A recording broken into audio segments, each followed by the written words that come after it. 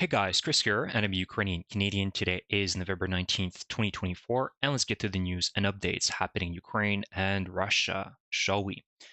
Finally, guys, it happened. Over this weekend, we got the wonderful news that Ukraine has received the green light by the Biden administration to use the ATACMS on Russian territory, something that we've been waiting for over a year and a half.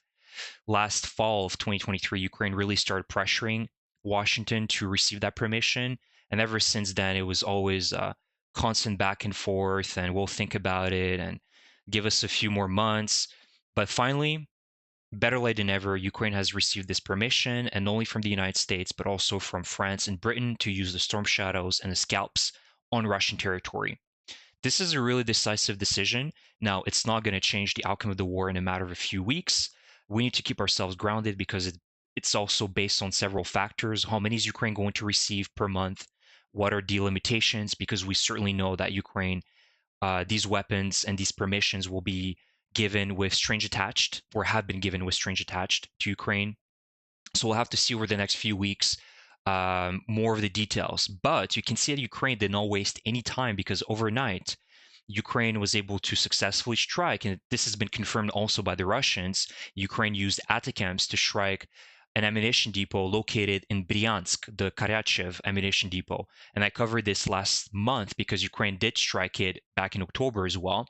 But you can see that based on this picture of the video that was taken of the explosion, it pretty much confirms that this ammunition depot was entirely obliterated by the ATACMS. And you can see the difference between a Ukrainian UAV, which is the main weapon that Ukraine has been using in the last few months to attack ammunition bases most of the time, and an ATACMS.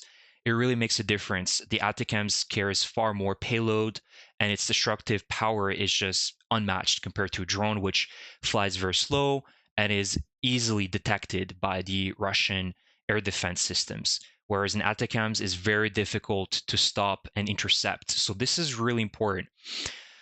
So we'll have to see. We'll have to see what develops over the next few weeks, but certainly we can expect a lot more booms in Russia, which is exactly what we want. And the goal for Ukraine over the next few weeks is going to be all about disrupting and crippling Russian logistics within Russian territory. We understand that Russia has many physical arsenals, military bases, and administrative buildings that are helping them conduct this offensive, and they can't simply just move. Physically, it's impossible. So they're well within range of HIMARS.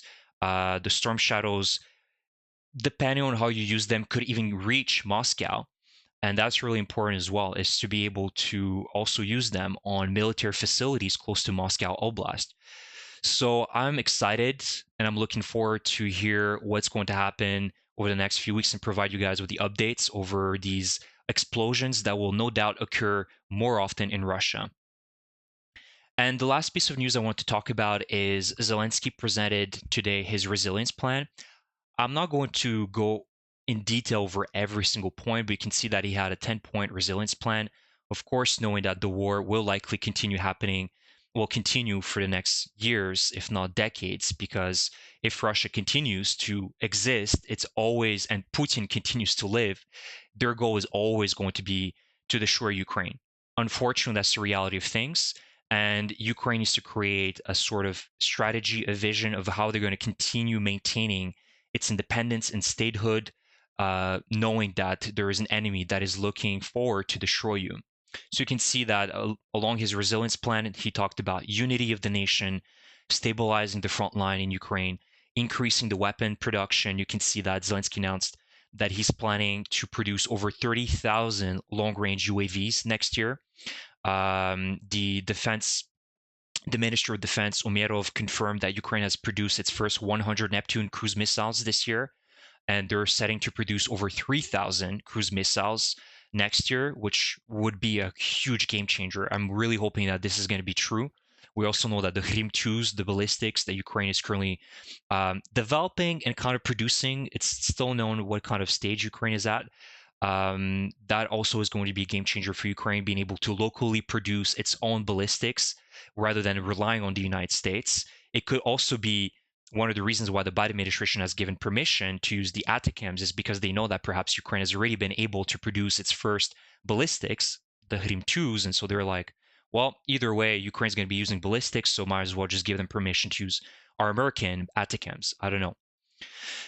Additionally, he talked about financial security of Ukraine. Of course, that's important. Economic security, national security, how to strengthen the energy infrastructure. We know that the Russians will continue hitting the Ukrainian energy grid and infrastructure, trying to cripple the Ukrainians in terms of its energy production. More community involvement by the Ukrainian people, the human capital, cultural sovereignty, and the support for veterans, which is extremely important. Many Ukrainian soldiers will be coming back home either with mental illnesses, physical disabilities, and it's really, really important that they receive the appropriate support for that. We understand what kind of atrocities the Ukrainian people are living through day by day. So, speaking of the support for veterans, it's also recruiting these veterans for public service, creating rehabilitation centers in every community, introducing 1,000 veteran support specialists in the next year, providing supplementary payments to family physicians, treating veterans in terms of the financial aspects of the plan, deregulation, ensuring military risks, and increased security for businesses from law enforcement pressures. Unfortunately, we know that Ukraine still is dealing with issues of corruption and bribery, and there's many businesses that have been complaining that they still receive a lot of that pressure from people of authority, pay additional taxes, protection taxes, things that you would see back in the chaotic years of the 90s after the collapse of the Soviet Union in Russia and Belarus and Ukraine. So I welcome these measures, and hopefully they're going to be implemented successfully next year. Additionally, other aspects that Zelensky mentioned was filing empty diplomatic posts by the end of the year. We know that there were several ministers that were removed from their positions by Zelensky, and they're still kind of vacant. Modernizing shelter standards, that's important. We know that Russia is going to continue with their terror attacks with missiles and UAVs every single day. Prioritizing atomic generation, strengthening the state border, and allowing dual citizenship for Ukrainians. And Zelensky also proposed a cultural Rammstein to reinforce and export Ukrainian culture abroad, including helping to establish Ukrainian studies departments in foreign universities.